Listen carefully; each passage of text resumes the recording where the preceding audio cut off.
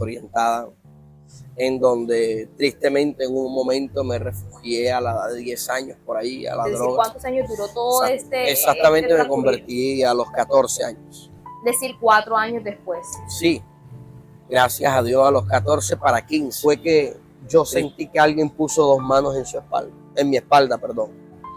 De esta manera, en esta posición. Y yo tenía una cerveza en la mano.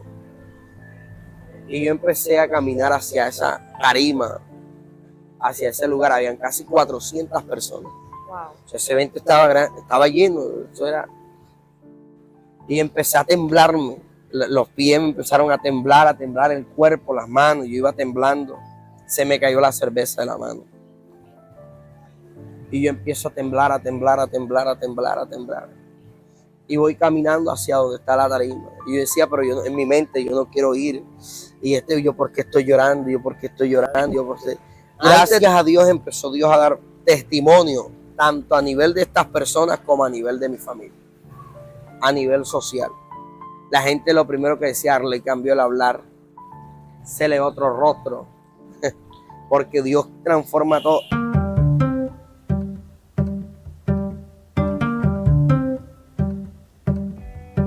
Una vida llena de inciertos, en donde tal vez no conocía qué podía pasarle en el futuro, pasó a una vida completamente distinta, lleno del futuro de Dios para con él.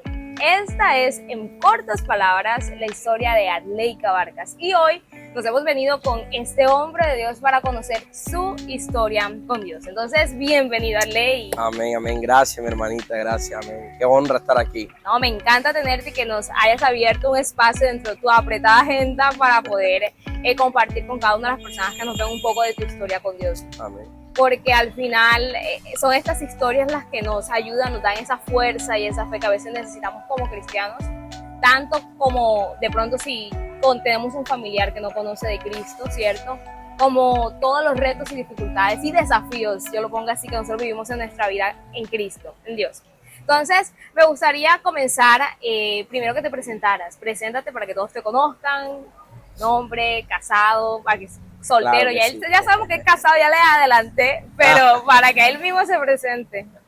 Sí, un gusto estar en esta hermosa hora acá para mí. Mi nombre es Arley Abarcas, vengo de la ciudad de Barranquilla exactamente, felizmente casado con un príncipe a bordo en medio del hogar, Wow. 12 años al servicio del Señor, de haberme rescatado de las tinieblas a su luz, Wow, ¿verdad? 12 años. 12 años dando lo mejor de mí para el Señor, porque solo para Él vivo y vivimos pues como tal, no solo para Él vivo yo, sino usted, amén, y todos aquellos que tienen a Cristo en el corazón. Claro que sí, me encanta, ya saben, está felizmente casado y con un hermoso bebé. Muy bien, entonces para comenzar me gustaría preguntarte cómo era tu vida antes de tener una relación con Dios, antes de ser cristiano, cómo era tu vida, qué prioridades tenías en tu vida. Una vida vacía, desordenada, desorientada, en donde tristemente en un momento me refugié a la edad de 10 años por ahí, a la droga, exactamente, a vivir una vida sin un futuro o presente, porque es que las calles no tienen estabilidad. Todo el que camina por las calles en una vida como tal sin estabilidad, en cualquier momento sabe que también la puede perder por el ámbito en el que se rodea la persona.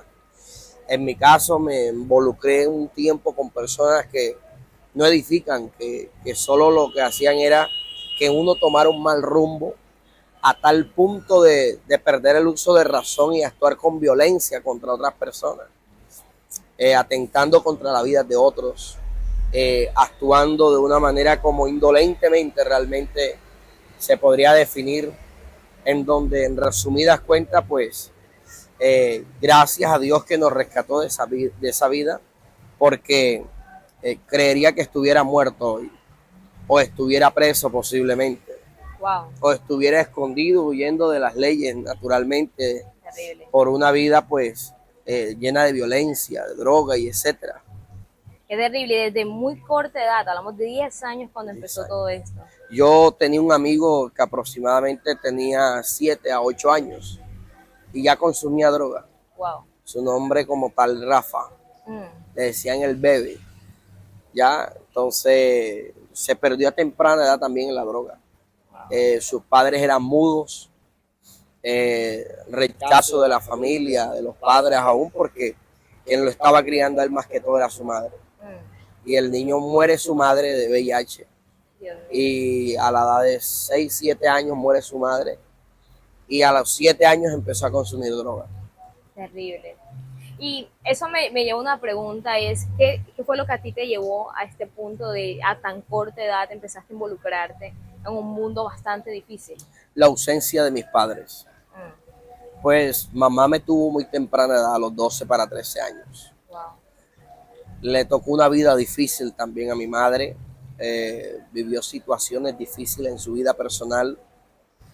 No se me olvida que mamá me relata que ella comenzó a estar en la calle también a temprana edad, posiblemente de 10 a 11 años por ahí.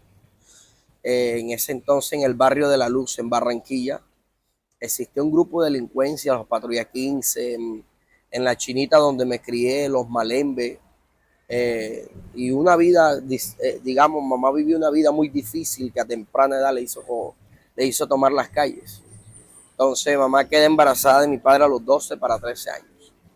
Ya mi papá era un hombre maduro con 21, 22 años. Entonces, en el transcurrir de esa vida, mamá le tocó, no porque quiso dejarme de pronto con mis abuelos que me criaran en un momento, sino porque la situación ameritaba que mamá se fuera a tratar de construir su vida.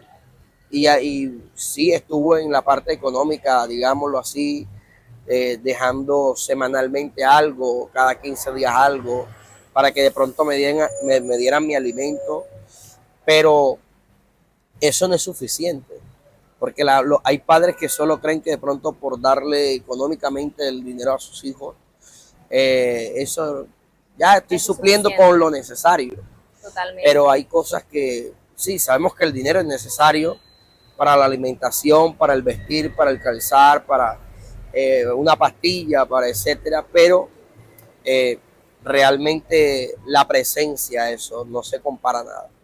Totalmente. Y de hecho eso me lleva a pensar en lo importante que es estar presentes como padres, o sea, lo importante que Correcto. es para el desarrollo integral de una persona que estén los padres presentes, porque como tú dices, o sea, el estar allí, pero no estar al mismo tiempo, es decir, Correcto. sí, sabemos que papá y mamá están, pero de pronto no hay ese afecto, no hay esta cercanía, no está realmente haciendo ese papel de padre, de madre, afecta y afecta profundamente la vida de un ser humano. Entonces, en tu caso, eso te llevó a todas estas cosas. Sí, claro, es más, yo dejé de ver a mi padre y a mi madre como mis figuras paternas y comencé a ver a mis abuelos.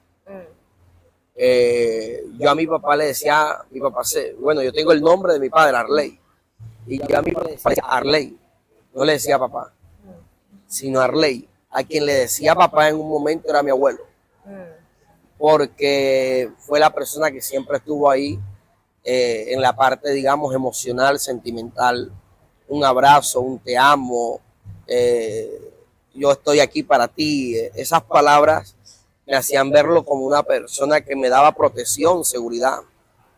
Llegaba a elaborar dónde está el bebé.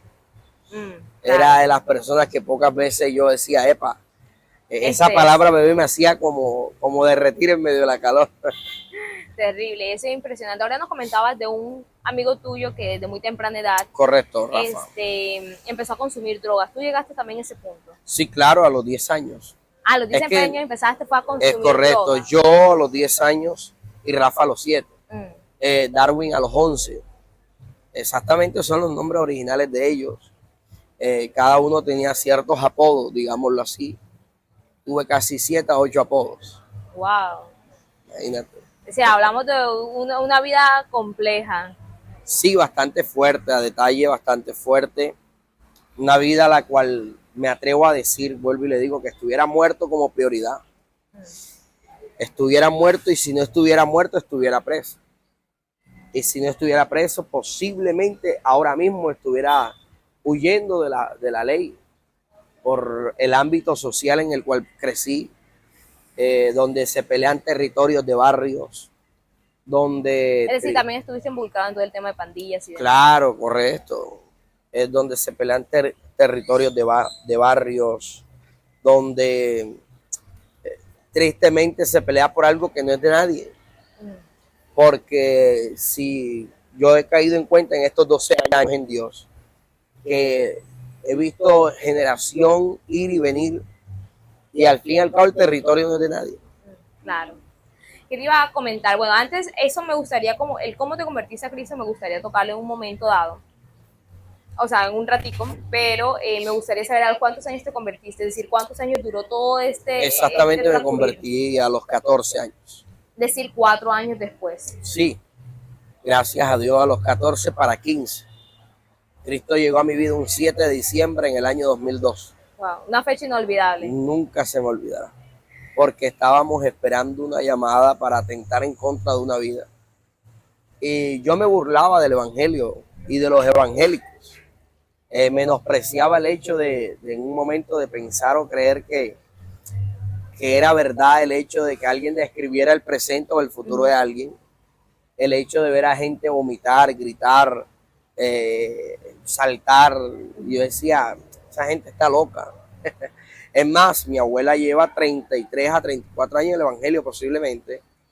Y abuela, yo era uno de los que le metía término costeño, casquillo a mi abuelo, cizaña, para que de pronto le pegara, la maltratara físicamente para que no fuera a la iglesia. Terrible. Varias veces, abuelo, usted es bobo, ella le lleva la plata al pastor, la que usted trabaja, usted es bobo, usted no sabe si, hasta mire lo ofensivo que se vuelve uno estando cautivo, que obvio, y la falta de respeto hacia una persona que es importante, ¿verdad?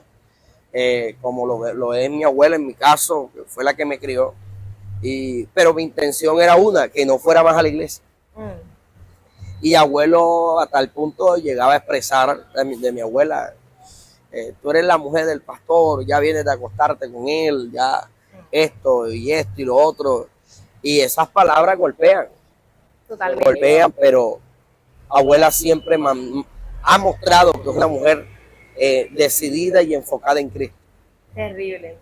Bueno, hablando justamente, antes de ir a tu vida en Dios, hablamos un poco de cómo era tu vida antes de Dios. ¿Sentías que algo te faltaba en esa vida? Sí, claro. Cuéntanos, o sea, ¿cuáles eran esas cosas que decías, esto me hacía falta? La primordial, el amor. El amor, porque, como te digo, la ausencia de mis padres hizo que creciera con una perspectiva diferente. Uno de los testimonios que me impresionó de mi vida pasada fue, que no se me olvida, en el sector entre Chinita y Luz, estábamos buscando un muchacho para quitarle la vida. Y llegamos en una moto, un muchacho que tristemente ya está fallecido, lo asesinaron. Y le dijimos a la mamá que se fuera el muchacho del barrio, que eso es lo que por lo regular dicen antes de quitarle hasta la vida a una persona, le dan la opción o la oportunidad de que huya del barrio. Ya con la intención de no quitarle la vida. Pero esa persona tiene prohibido entrar al barrio mientras que siga el mismo grupo gobernando las mismas personas. Entonces, llegamos a aquella casa y le expresamos a la madre que su hijo se lo íbamos a asesinar. Íbamos a quitar la vida, imagínate.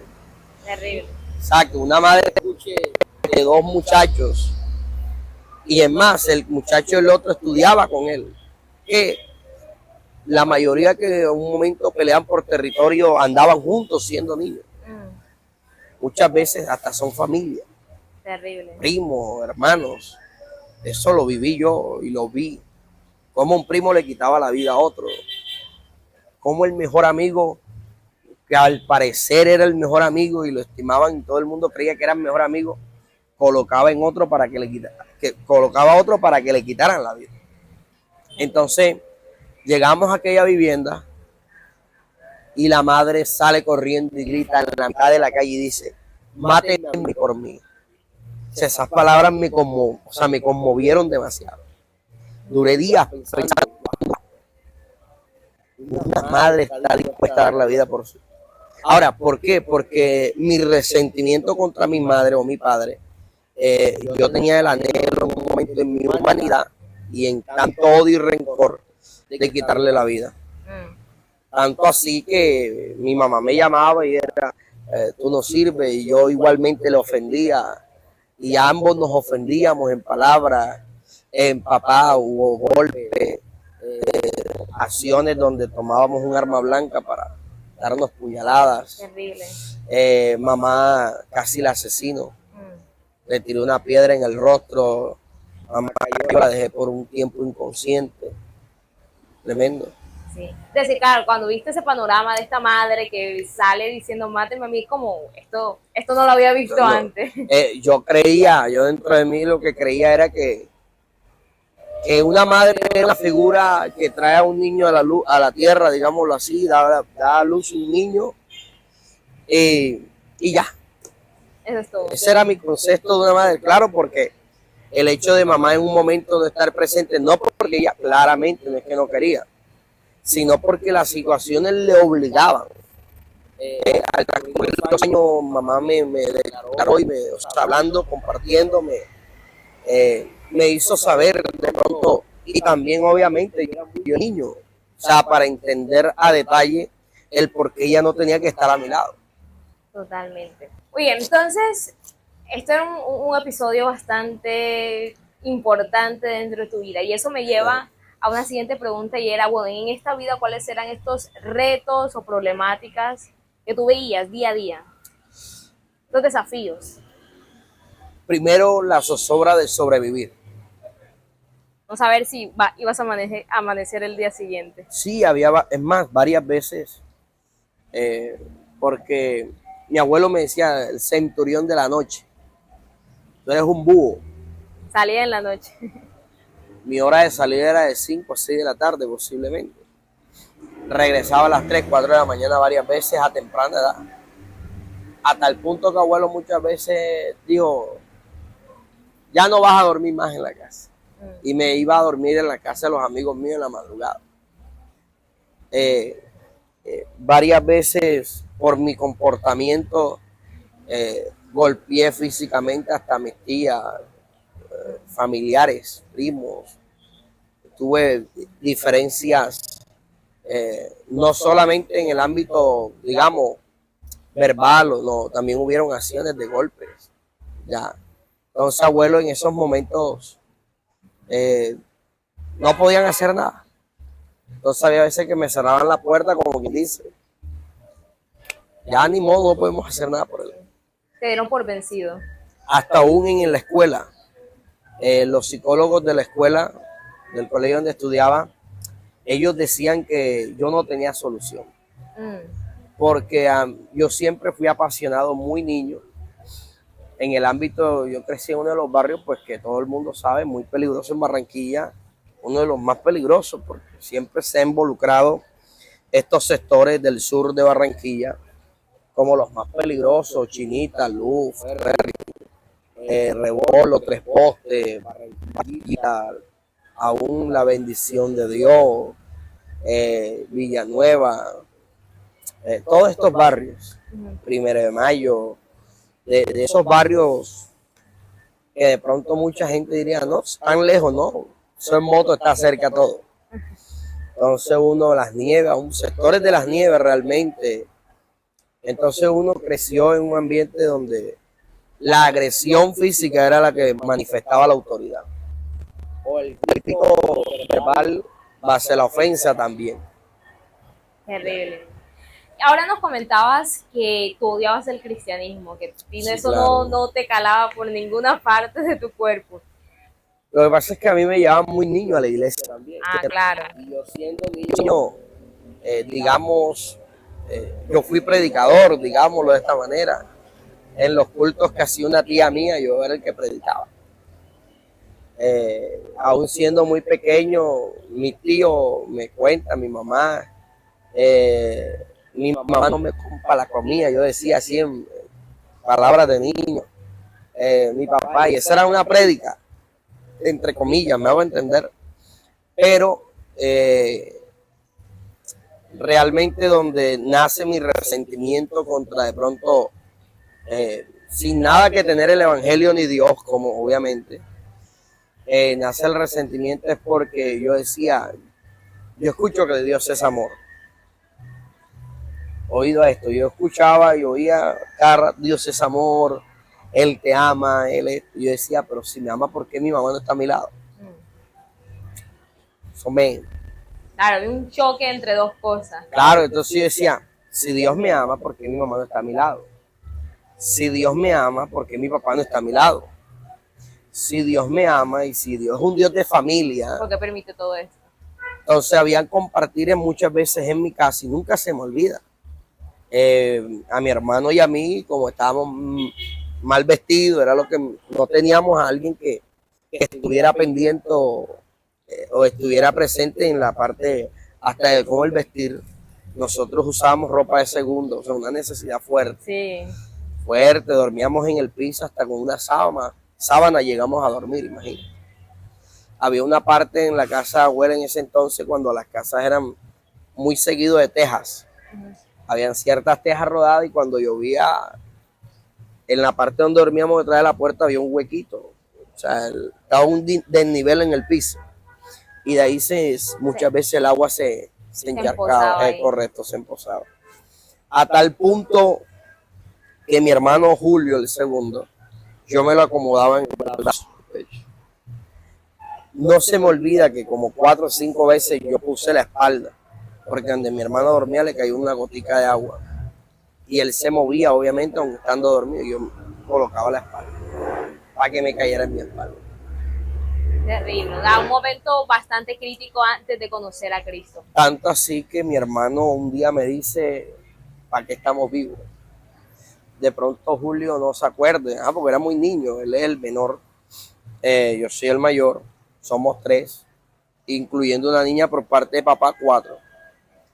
Pero exactamente este proceso lo vivió mi hermano Julio y mi persona. El último, gracias a Dios, pues tuvo el privilegio. Papá cambió, mamá cambió. Ya mamá prácticamente llegó a criar a Julio y a Matías. Sí, ellos llegaron a convivir con mi madre ya. A mí me costó adaptarme, aún ya siendo evangélico. Impresionante. Y hablemos justamente sobre eso. ¿Cómo llegaste a los pies de Cristo? ¿Cómo fue esa experiencia? Ahorita nos contaste un poco, me gustaría que pronto ahondáramos un poco en eso. Bueno, el 7 de diciembre del 2012, habían 2 motos, exactamente, habían 3 muchachos más, para atentar en contra de una vida de un muchacho que, como dicen en ese mundo, ya estaba pago, estaba caído, ya la debía, ya. Estábamos esperando una llamada en la cual nos dieran el aval para ir y atentar contra su vida. Estaba predicando un dominicano, nunca se me olvida, Jesús y Saqueo. Ese mensaje marcó mi vida, porque él decía que el hombre puede llegar a tenerlo todo materialmente, que era mi prioridad. Mi prioridad era tenerlo todo material porque yo sufrí en la parte de material. Por eso el hecho de que me gustaban las películas de Pablo Escobar, los grupos, bueno, bien, porque yo veía que el poder material y económico y social que ellos tenían. Entonces, a tal punto que yo un día en un compartir, yo le decía a mis compañeros, yo tengo que ser el segundo Pablo Escobar. O sea, me metí tanto esto en la cabeza que lo estaba logrando. Ya tenía al frente casi 32 muchachos. O sea, ya estaba cogiendo una fuerza y el enemigo sutilmente me lo estaba haciendo creer. Y ese día estábamos esperando la llamada para atentar y aquel hombre hablaba de Saqueo, quién era, cómo era. Y o sea, yo vi como dos tipos de visiones, o no de visiones, perdón. Como 2 panoramas. 2 panoramas correctos de Oye, pero saqué hora parecida a Pablo Escobar. De pronto no era asesino, de pronto no era, pero el hombre tenía poder. El hombre era rico, o sea, lo que él describía era lo que más o menos yo entendía. Y yo decía, epa, yo quiero ser así ya, pero yo decía, ese es pura parla, puro cuento y no sé qué. A tal punto que él dice, hay un joven que me está escuchando desde la distancia. Este muchacho se siente identificado y pareciera que yo hubiera escrito su vida. Mentira. Y empieza a decir, tú has sido madre, padre, esto, de lo otro. Y en Barranquilla, lo que es noviembre, parte de noviembre y diciembre para allá en adelante, un son, y eso era un polvorín. Y yo empecé a llorar. Y yo ya tenía mis lágrimas porque mi padre me enseñó que los hombres no lloran. Papá me maltrata, no llores, que los hombres no lloran. Y yo crecí que los hombres no lloran, no lloran, no lloran, no lloran. Pero eso era mentira. Cuando estaba solo lloraba. Entonces vamos a ver que en el transcurrir de ese momento, algo que me impresionó fue que yo sentí que alguien puso dos manos en su espalda, en mi espalda, perdón. De esta manera, en esta posición. Y yo tenía una cerveza en la mano. Y yo empecé a caminar hacia esa tarima, hacia ese lugar. Habían casi 400 personas. Wow. O sea, ese evento estaba lleno. Eso era. Y empecé a temblarme. Los pies me empezaron a temblar el cuerpo, las manos. Yo iba temblando. Se me cayó la cerveza de la mano. Y yo empiezo a temblar, a temblar, a temblar, a temblar, a temblar. Y voy caminando hacia donde está la tarima. Y yo decía, pero yo en mi mente yo no quiero ir. Y yo, ¿por qué estoy llorando? Yo, ¿por qué estoy llorando? Yo, ¿por qué? Antes de que eso me aconteciera, un amigo me dice, tú estás llorando. Porque estás llorando. Y yo le digo, no, hombre, me ha caído tierra en los ojos, man. Ya, pero ¿qué va? Era la palabra de Dios, porque si hay algo que podemos dar testimonio es que la palabra de Dios tiene poder. Claro. Y que es viva y eficaz. Y que es como martillo que quebranta la piedra. O sea, claro, un corazón tan duro estaba siendo quebrantado. Claro. Entonces, a medida que yo iba llegando a ese lugar, yo cerré mi vida y yo expresé estas palabras. Yo dije, este hombre está loco, este hombre es brujo. Sí, porque el hombre natural no discierne lo espiritual. Claro. A tal punto de que iba aconteciendo todo y mira lo que acontece. Yo abro los ojos y los quedo mirando y yo digo, pero él es más pequeño que yo. El dominicano, pero tenía una vozarrón llena de autoridad, de poder de Dios el hombre. Y en ese momento nunca se me olvida. Yo con los ojos cerrados veo un hombre encima de él, grande, con una espada de fuego. Y yo dije, este hombre yo le voy a dar un tiro en la pierna. En mi mente, no lo expresé verbal, o sea, no lo hablé, pero lo pensé. Y ese ángel me habla y me dice, yo soy el ángel de Jehová. Y yo acampo alrededor de los que me temen. Oiga, tremendo. O sea, esas palabras, yo dije, pero yo me estoy volviendo loco, porque con los ojos cerrados sigue viendo el ángel. El tema es que un momento a otro, en medio de eso, aparece un león. Y el león me habla, yo soy el león de la tribu de Judá. Un león, no es algo que... Un león. Yo soy el león de la tribu de Judá. Y yo decía, me estoy volviendo loco. Esto no es normal para mí, esta es primera vez, yo me estoy volviendo loco, Pasaron casi 100 y pico de personas para recibir a Cristo. Y yo estaba ahí. Yo decía, me estoy volviendo loco, esto no es normal. Vamos a ver que nunca se me olvida, el dominicano se baja de la tarima y comienza a... ¿Quién quiere aceptar a Cristo? Bueno, ya que he estado en República Dominicana y he compartido con muchos de ellos, me pude apercibir que allá lo hacen muy de seguido. ¿Quieres aceptar a Cristo? Y le daban la mano. Vamos a ver que yo le dije no. Aún llorando, aún haber visto lo que vi, yo dije no. Yo no voy a aceptar a tu Cristo. Cuando le expreso eso, él me dice, no hay ningún problema, sí. Pero yo dije raro. Porque me puedo dar cuenta de que muchas veces cuando alguien dice no, la gente pregunta ¿y por qué? ¿Por qué no? Pero él no dijo nada. Se subió a la tarima y dice, en esta noche, aunque esto esté lleno, solo uno va a estar aquí. Así lo expresó, solo uno va a caminar desde hoy con el Señor. Y me señala. Terrible.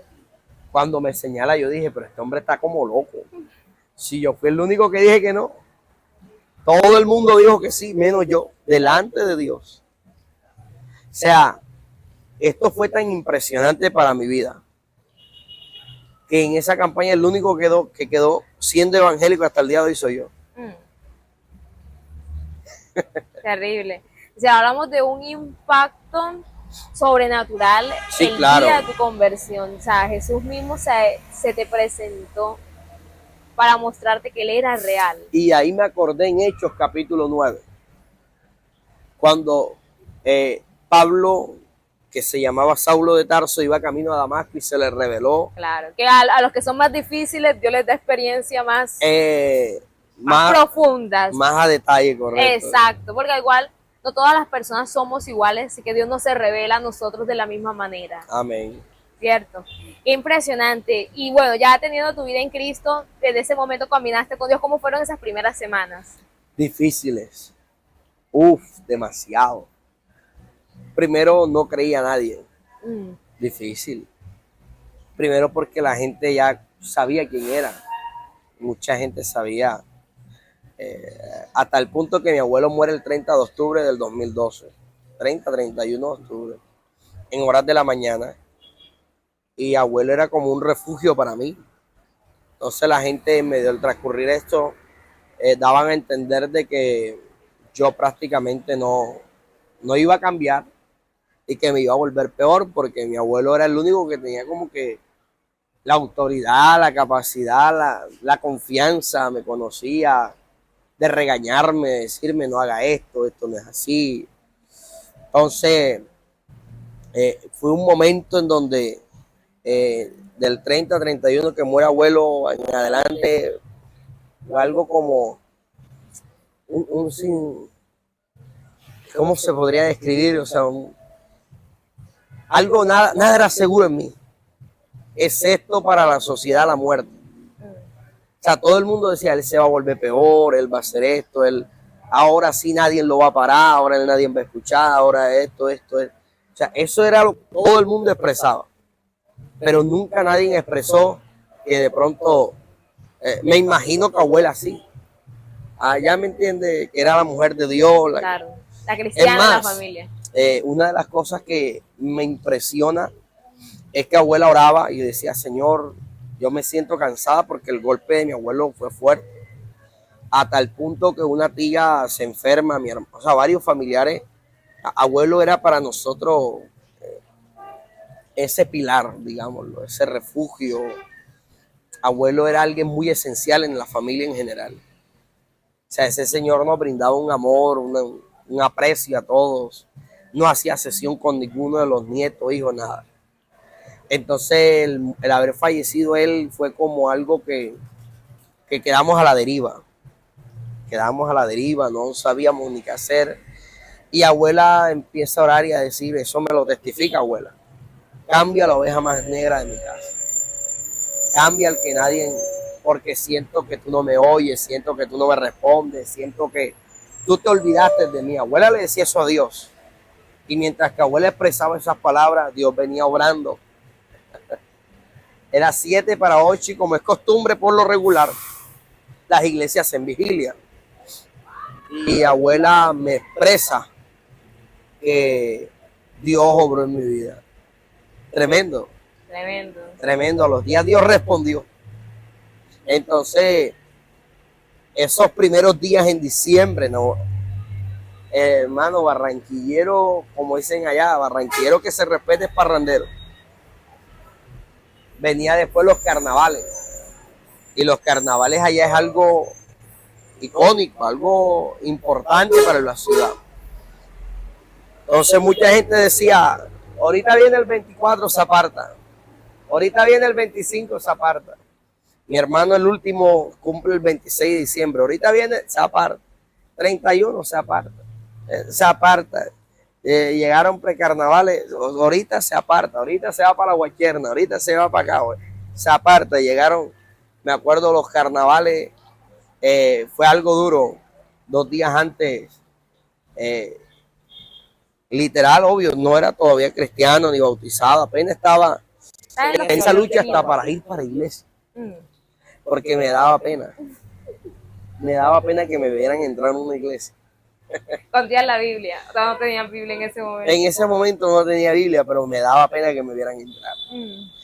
Y me convencieron unos conocidos de beber alcohol 2 días antes de los carnavales.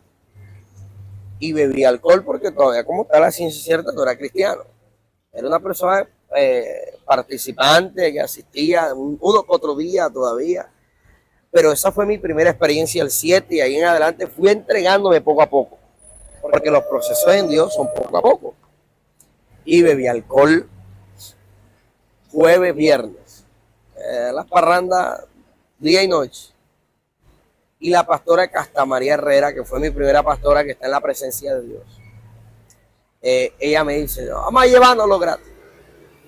Ya allá en Barranquilla hacen algo que se llama campamento para los carnavales.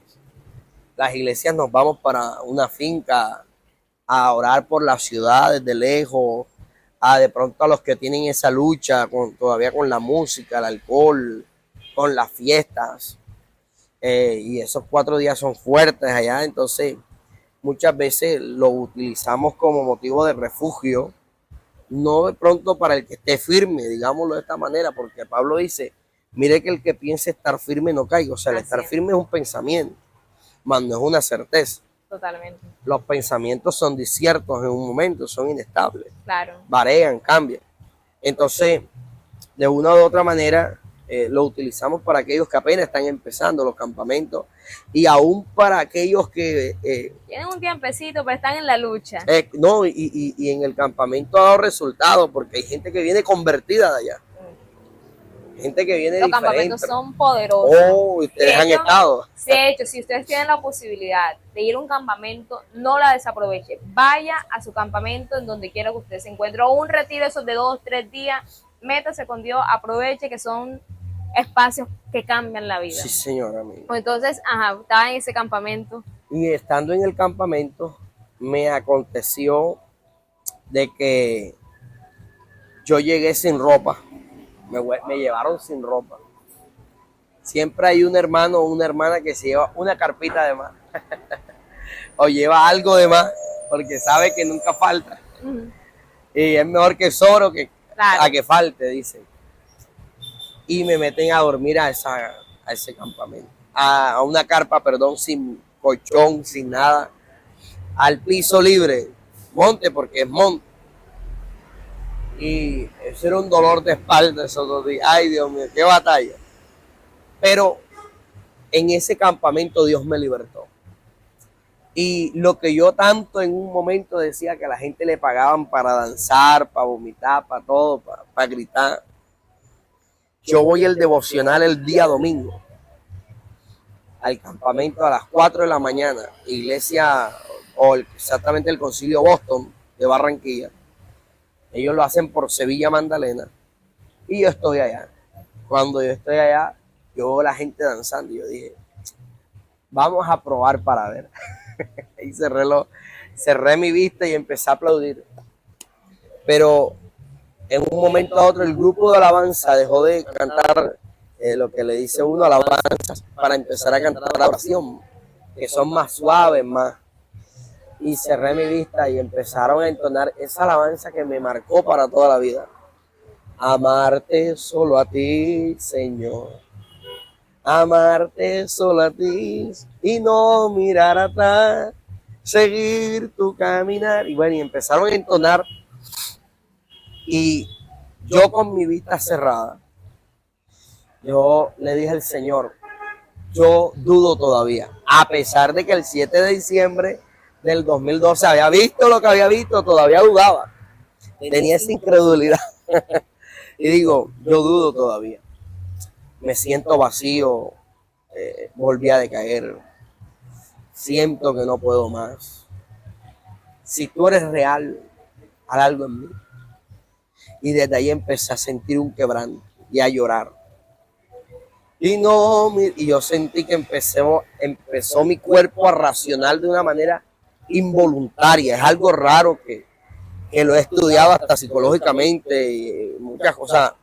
Es algo raro, no hay una definición como tal en los aspectos naturales. Y yo creí que estaba en el mismo lugar. O sea, yo sentí que me movía de un lado para otro, pero creí que estaba en el mismo lugar. Cuando vengo a ver, me tiro de rodillas. Me levanto al rato, después de la alabanza, de la adoración. Después, y yo digo, ¿y en qué momento llegué aquí? ¿Qué pasa aquí? Estaba casi como a 15 metros de distancia. Wow. O sea, es algo que yo no, humanamente, no se puede explicar, porque es que, vuelvo y le repito, el hombre natural no discierne lo espiritual. O sea, yo no discernía nada de lo que estaba viviendo en el ámbito espiritual. No lo podría definir naturalmente. Entonces, el pastor que le tocaba predicar, imagínense, él estaba en ese campamento, llegan más de 2,000 personas. Se llegan una multitud. Y yo estaba, digo yo que casi 80, 90 metros de distancia de la tarima. Lejos. Estaba lejísimo. Yo solo veía lejos.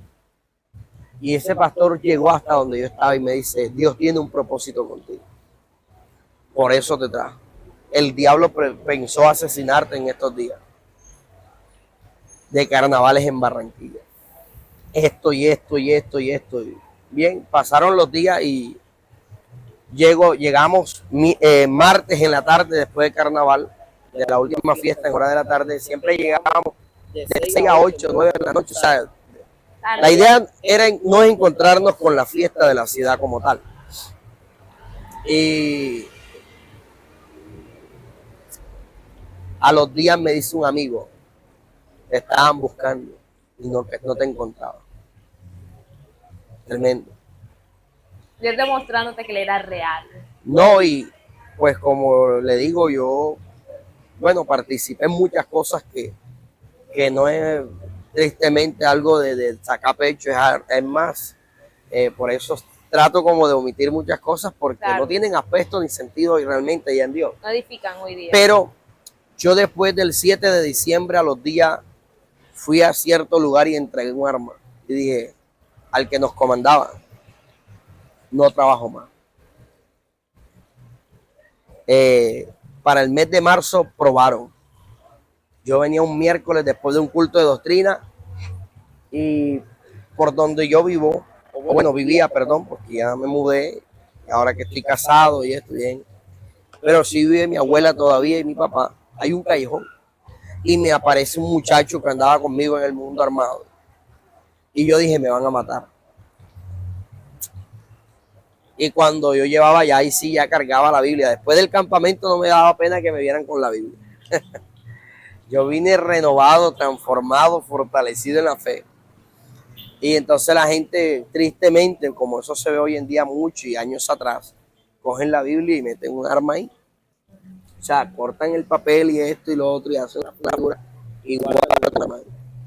Entonces el hombre se me acerca, el muchacho. A él le quitaron la vida exactamente a los dos. Porque este me sale al frente y el otro me sale por la parte de atrás. Como quien dice, me hicieron el cajón, le llamamos en el mundo. Y yo dije, me van a matar. Me van a matar. Y él saca el arma y me apunta, eran casi las 9:30 para 10, ya todo estaba casi solo. Y me dice, viste, así, viste, que tú no eres ni un cristiano ni nada. Abre el arma y cuando yo abre la Biblia, yo abro la Biblia, él ve que no tenía nada, solo era el libro normal. Pero yo después cogí la Biblia y me la puse en el... Y yo le llevaron, Dios me cambió. Sí, Dios me cambió. Y me dice él, no nos interesa. Y yo lo único que dije, hay poder en la sangre de Cristo. O sea, se lo expresé, hay poder en la sangre de Cristo. Mi vida es tuya, Señor. Se echó a reír. Guardó el arma así de una manera sarcástica y me dijo, Nos mandaron a probarte para ver. Ya sabes que como te desvíes lo mínimo te pelamos. Te vamos a dar de baja. Y el de atrás me dice, te tengo ganita hace tiempo. Yo digo que esto Dios lo permitió para yo afirmarme más. Porque después que me pasa esto, yo llego donde mi pastora en ese momento y le comento la situación. Ella me manda para una fundación cristiana. De pronto a refugiarme, mientras que y también metiéndome con Dios. Ayuno, oración, vigilia, lectura. Como 3 meses viví allá en la fundación. Y gracias a Dios empezó Dios a dar testimonio, tanto a nivel de estas personas como a nivel de mi familia, a nivel social. La gente lo primero que decía, le cambió el hablar, se le otro rostro, porque Dios transforma todo. El vestir, la gente decía, él cambió todo. De hecho, hace poco hicimos una entrevista con tu pastor, con el pastor Pablo, justamente hablando sobre ese tema del vestir, y de hecho si la quieres ver, está por acá arriba, ya sabes. Bueno, entonces, Dios cambia todo, porque al final Dios es integral. Cambió tu forma de hablar, tu forma de vestir, tu forma de lucir, porque hay algo bien importante y bien interesante, que cuando una persona no tiene a Cristo, su rostro es oscuro. Y todas estas cosas con las que vive se le notan en el rostro. En cambio, cuando una persona llega a Cristo, el rostro empieza a resplandecer. Correcto. Entonces, impresionante. Hablando justamente de eso, nos contabas hace poco que tu relación con tu familia era bastante difícil antes de conocer a Cristo. Sí. ¿Cómo fue después de conocer a Cristo y de que empezaron a ver estos frutos, de que realmente te habías arrepentido y convertido a Dios? Bueno, mi papá no creía al principio. Muchos de mi familia realmente no creían. Al principio a uno le cuesta demasiado. Y eso que es cristiano, no podía cometer cualquier error mínimo porque ya enseguida, y eso que es cristiano, y eso que ahora esto, y eso que ahora lo otro. Errores que de pronto naturalmente todo ser humano debe cometer. Claro. Más que todo el tema del carácter mío era bastante fuerte por mi estilo de vida anterior, antes de Cristo. Entonces todavía me daban órdenes y me daba rabia. No solo en mi familia, sino también en la iglesia. A mí uno de los testimonios que yo entre ese predicando testifico cuando hablo de pronto del carácter del creyente o toco este tipo de aspectos de área en el ámbito espiritual, es que una hermana me dice, vaya y compra un Gatorade, por lo regular es uno rojo, ¿se acuerdan? No había rojo, había uno de uva, uno salmón, había de otro, pero no había rojo. Yo llevé uno de los salmones. Mira, hermana, de naranja. Ese no es, hermano. El rojo, hermano. Y yo en mi mente lo primero es, oye, pero si usted no se lo va a tomar, vaya y devolví. Fui a otra tienda, no hay. Habían de todo menos rojo. Ya estaba cansado, llevaba como 20 minutos buscando un Gatorade como ella me lo pidió. Y yo decía, oye, se pusieron las tiendas de acuerdo, ¿qué? Cogí, compré uno de uva, y ahí se lo llevo. Cuando se lo llevo, miren, hermano, ahí está el Gatorade. Rojo, hermano. Fui, lo devolví, compré uno amarillo, pero esta vez no se lo llevé yo. Ya estaba tan cansado que llamó a un hermano que se llama Jairo Duncan. Un hermano sanado de VIH, y decía. Testimonio lindo ese hombre de Dios. Desahuciado por la ciencia médica, le daban 6 a 7 días de vida, ya lleva como 14 años, aleluya, vivo todavía, sirviéndole al Señor. O sea, que la gente, el que no crea que el poder de Dios existe todavía. Y yo llamo al hermano Jairo ya, y lo iba a ver como señuelo ya. Hermano, mire, llévele el Gatorade a la hermana. Y cuando el hermano Jairo le lleva el Gatorade a la hermana, ella se lo coge, pero le dice, dígale al hermano Arley que venga. Lo raro es que yo le di el vuelto al hermano Jairo porque me habían dado un billete de 10. Y vamos a ver que yo dije, la hermana me va a mandar a devolverlo. O sea, ¿qué necesidad? Si el Gatorade se lo había dado al hermano Jairo. Cuando yo llego me dijo, hermano, es rojo. Y yo exploté. Y le dije, pero el Gatorade no se lo va a tomar usted. ¿Acaso se lo va a tomar usted? El Gatorade es para el predicador. ¿O acaso usted sabe el gusto que le gusta el predicador? Y empezó a responderle al hermano. Hermano, es rojo. Ya le dije que usted no se va a tomar el Gatorade y no va a cambiar nada. Pero iba llegando la pastora, nunca se me olvida. Y me dice la hermana, ahora sí, dígame lo que me estaba diciendo. Yo a la pastora, obviamente, una mujer que creyó en mí, me apoyó, me refugió, yo la respetaba mucho. Y fui cogiendo el Gatorade y el vuelto. No voy a llevar que... Y la pastora tenía una varitica que me pegaba. Es tremendo, hermano. Y eso fue una de las áreas más difíciles al inicio, en medio de mi familia y de la iglesia. El carácter. El carácter me costó entregárselo a Dios. Y al principio de eso fue todo el carácter. En mí fue el carácter. Porque una de las cosas que al hombre muchas veces le cuesta soltar al inicio es el someterse. El respetar, aunque sean menores que uno, pero tienen mayor autoridad por el tiempo en Dios, por más madurez espiritualmente. Entonces, había veces que el carácter, a tal punto que mi padre espiritual, el que me ganó para el Señor, Yasser Valero, un predicador muy respetado, reconocido a nivel de mi ciudad, otros países, en un tiempo, Yasser, un día lo invitaba a trompar conmigo en un paseo cristiano que hicimos. Porque yo llené un bus. Habían 3 buses, yo llené uno y a mi gente la iban a montar de último. Entonces los que yo había llenado eran puro coleto. Y esos pelados ahí, tú eres bobo y esto y tal, y como quien dice, dejé que me metieran la cizaña ahí. Y allá en el bus, no, aquí sí viene mi gente y esto y lo otro. Pero cuando tú tienes ya el Espíritu de Dios, te regargulle. Y yo iba triste en ese bus. En la playa a la pastora le contaron todo, ella iba en su carro y ella era profesional, abogada, tenía un buen empleo, ganaba bien. Entonces la pastora llega a la playa y le cuenta la situación, nos manda a llamarnos 2 y yo le pedí perdón llorando. O sea, yo empecé a ver que al inicio del evangelio Dios a través de todas las situaciones era el carácter. Impresionante. El carácter al inicio. Y habiendo tocado todos estos temas, ¿cómo es tu vida hoy en Dios? Hoy, ¿cómo puedes decir que es tu vida en Dios? Hermosa. Hermosa, algo lindo. Hay veces, antes de tener al bebé, exactamente hace 6 meses atrás,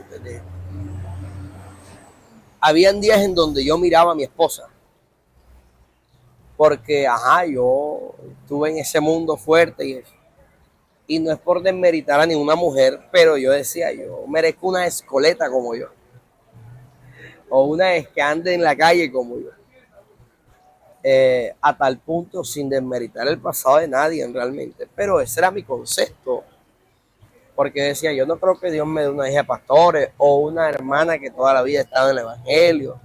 O sea, yo lo veía muy difícil por mi pasado. O sea, a pesar que Dios ya me había perdonado, ya Dios había cerrado ciclo, ya Dios había hecho todo el proceso. Aún dentro del evangelio tenía ese problema de autoestima. Había un problema bastante de inferioridad en mí, o sea, de menos. Aún cuando estábamos con los hermanos en la vestimenta, o sea, aún ya siendo evangélico tenía esa lucha interna de que me sentía menos, de que merecía menos, de que yo era menos. Terrible. O sea, teniendo a Cristo, porque digo que lo tenía, porque había dejado de hacer lo que hacía. Buscaba a Dios con pasión y fervor. pero todavía esa área no había sido entregada ni moldeada. Hasta un día que Dios me habló a los 17 años, no se me olvida, un devocional. Y me dice el Espíritu Santo de Dios, tú no eres hijo mío. ¿Acaso tú no mereces lo mismo que otro? Si mi sangre fue derramada por ti igual, mi cuerpo pagó un precio por ti igual. O sea, Dios me comienza a hablar. Como que ahí es donde yo empiezo a ver que ya yo merecía y era digno de lo que Dios me diera, sin importar nuestro pasado. O sea, ¿a dónde voy? Tú que nos estás viendo en esta hora y que de pronto piensas que por tu pasado no mereces nada. No, es mentira. No le creas al diablo, porque esos pensamientos los metes el diablo. O sea, Dios me dio una esposa como yo no la pedía, porque creía que no era digno de ella. Me dio una hija de pastores, una muchacha que gracias a Dios no conoció el mundo nunca, la cual tuvo sus altibajos como todo creyente. Yo comparo el caminar con el Señor como la montaña rusa. La montaña rusa tiene sus altibajos, pero no te apartas, no te sales, ¿ya? Entonces, yo empecé a ver que Dios me dio una joven entregada a Dios, apasionada por Dios. Y yo decía, epa, lo que yo pensé y yo creía que en un momento no merecía, ya Dios me había dado el aval que yo lo merecía. O sea, ¿esto a dónde va? Al inicio del caminar con el Señor nos sentimos inmerecedores de la gracia, porque el pasado es algo que el enemigo siempre utiliza al principio para hacernos creer que no merecemos nada. Totalmente. Y no solamente no solamente sucede por el pasado, sino cuántas veces en nuestro caminar con Cristo, incluso cuando ya conocemos a Dios, cuando hemos crecido en un ambiente cristiano toda nuestra vida, tenemos justamente estas áreas que de pronto no han sido moldeadas por Dios, esta área de lo emocional, de los sentimientos, en donde vemos a los demás y decimos, es que este sí se merece y por eso Dios sí le da. Y me hace recordar mucho, un poco para ilustrar esto, este texto bíblico del hijo pródigo, porque hasta el hijo que está en el mundo, y es cierto, va y desperdicia todo, y el padre lo restaura cuando él no lo sentía merecedor, pero también está el que está en la casa y que tampoco se siente merecedor porque dice, bueno, ¿y entonces yo qué?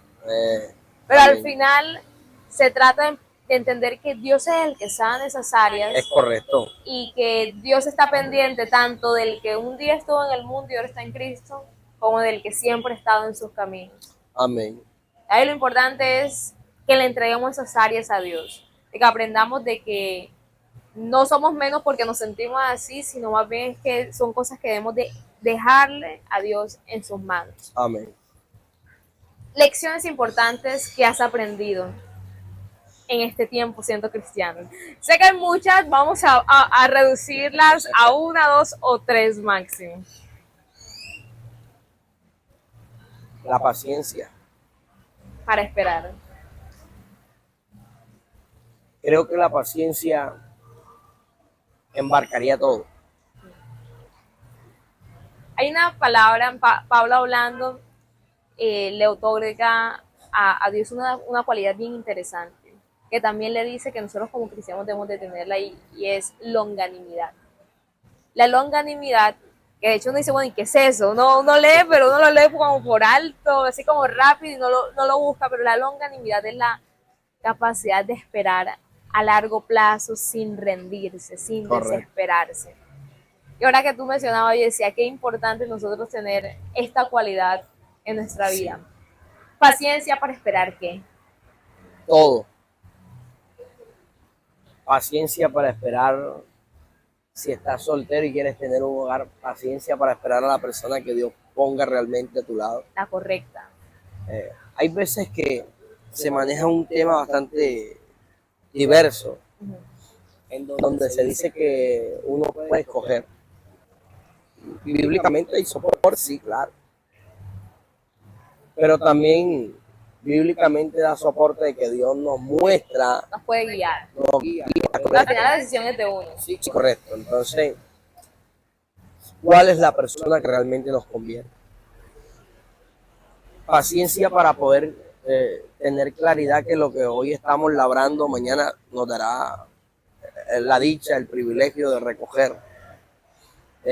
Todo lo que se siembra, el campesino sabe a qué tiempo del año tiene que recogerlo. El esfuerzo no se pierde, se acumula. Es correcto. Entonces, algo que más afecta en este tiempo en la sociedad es la impaciencia. El querer todo ya. El querer no mañana, sino hoy. No ahorita, sino ahora. Enseguida.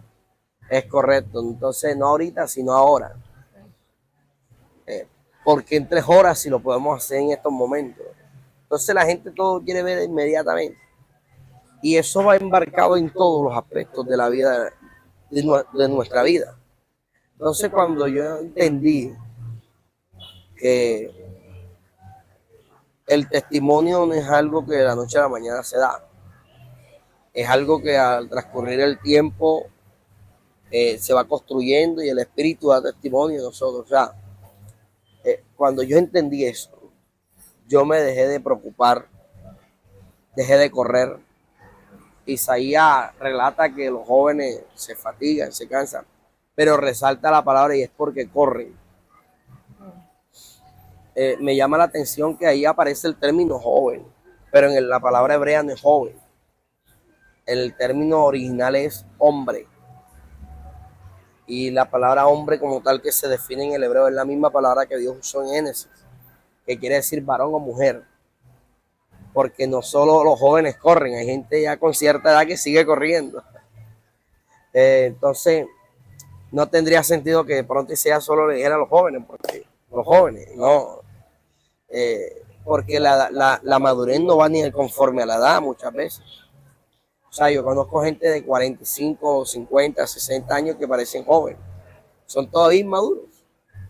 Y no es una inmadurez de no jugarse, de no reír, de no compartir, no, es una inmadurez hasta en los compromisos, en su día a día, en no saber tener la capacidad de solucionar, de solventar, de reaccionar a las situaciones del día a día. Entonces, yo podría definir que cuando uno es paciente va alcanzando un gran grado de madurez, a tal punto que sabe en qué momento actuar y en qué momento no actuar. Entonces, en un momento, si no estoy mal, el libro de Proverbios dice que la paciencia es producto de la tribulación. O sea, el que quiere tener paciencia tiene que... Está atribulado. Y eso es interesante porque a veces uno dice, Señor, dame paciencia, y lo que realmente le está diciendo a Dios es, Señor, permíteme que pase por tribulación, claro, para desarrollar paciencia. Importante. Bueno, entonces vamos ya, antes de cerrar y hacer conclusiones y reflexiones finales, vamos a hacer un ping-pong cristiano. Yo lo llamo así. Entonces, básicamente yo te voy a dar 2 opciones. Ajá. Y tú me vas a decir cuál de esas prefieres. Ok.